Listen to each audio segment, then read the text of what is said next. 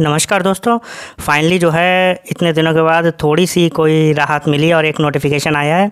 और ये इंश्योरेंस का सबसे बड़ी बात यह है कि इंश्योरेंस की जॉब सबसे बेस्ट जॉब होती है, तो आप लोग इसके लिए ज़रूर फॉर्म डालना, ठीक है, तैयारी करना।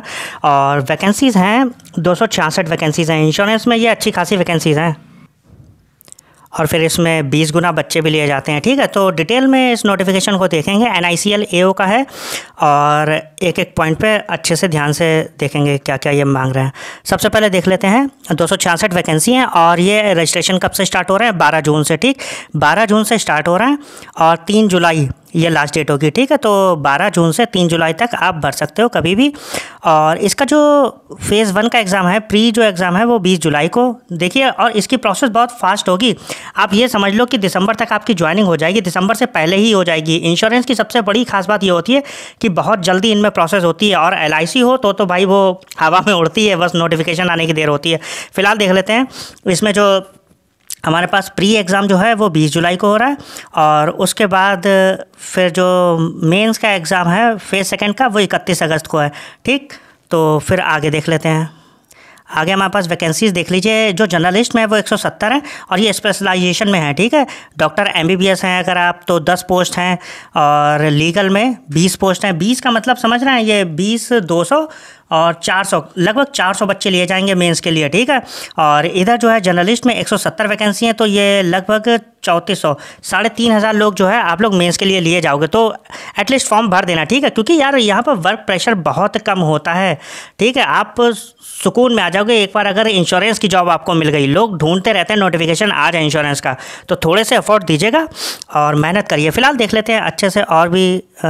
उसके बाद है हमारे पास IT में। देखिए IT की आप लोग देख लीजिएगा, वहाँ पर अभी एलिजिबिलिटी, ठीक है, कि कौन सी ब्रांच मांग रहे हैं। पता चले आपकी ब्रांच हो भी ना और आप भर दो, तो ध्यान से देख लीजिएगा। ऑटोमोबाइल वाले भी देख लीजिएगा, ठीक। सब में 20-20 वैकेंसी हैं। और उसके बाद फाइनेंस में एक है, ये चलो छोड़ो, ठीक है। और टोटल जो है 96 है स्पेशलाइजेशन में और जर्नलिस्ट में 170 वैकेंसी हैं। OBC की 47 है, अनरिजर्व्ड 68 है, SC 26 है, ST 12, EWS 17, ठीक। तो चलिए और डिटेल में देख लेते हैं चीज़ें। और उसके बाद ये देख लेते हैं कि एलिजिबिलिटी क्या क्या है, ठीक है। तो इसमें देखिए सबसे पहले जो हमारे पास MBBS के लिए वो MBBS ही मांग रहे हैं। MD MS हो सकती है अगर आपके पास मास्टर्स में, ठीक। उसके बाद लीगल में आपके पास जो है वो ग्रेजुएशन या पोस्ट ग्रेजुएशन लॉ में। उसके बाद फाइनेंस आप ICIC और ये कॉस्ट अकाउंटेंट या फिर BCom MCom हो, ठीक। IT में देखिएगा ध्यान से, जो BTech वाले हैं, आपका BE या BTech जो है वो किस में हो, कंप्यूटर साइंस में हो, IT में हो या फिर MCA हो, ठीक।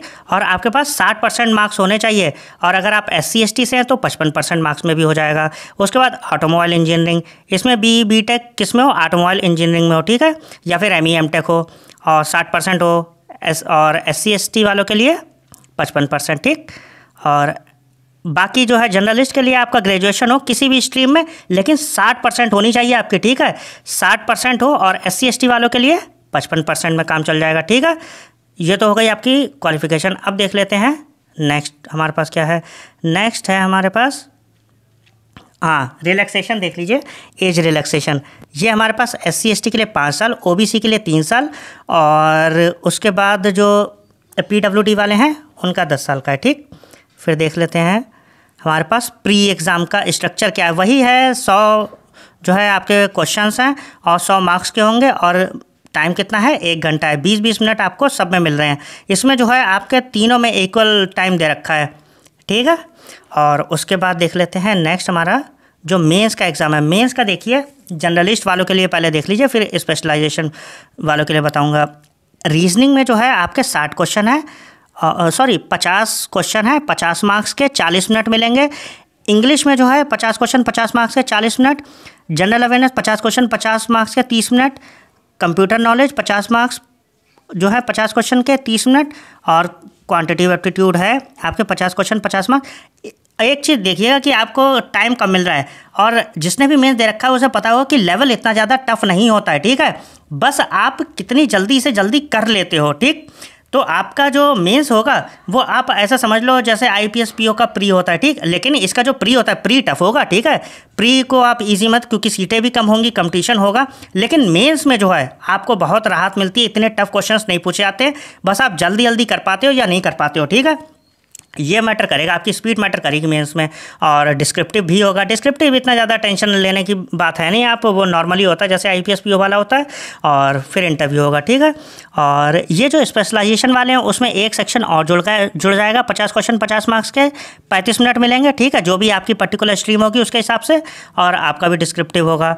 उसके बाद देख लेते हैं अपने लोग फ़ीस। हाँ, ये फ़ीस वाला जो रगड़ा है यार, ये बहुत तगड़ा है। इसमें जो है 250 जो है SC ST वालों के लिए, और 1000 प्लस GST। 1000 प्लस GST का मतलब है ये 1200, क्योंकि मैं भर चुका हूँ पिछली बार, तो मुझे पता है ये लगभग 1200 बनेंगे जाके, ठीक है। तो भाई 1200 रुपये का इंतजाम कर लो और फिलहाल भर देना यार, ठीक है। हंसी वाली भी बात अलग है, लेकिन आप लोग ये फॉर्म भर दीजिएगा और हो जाए तो बहुत अच्छा है।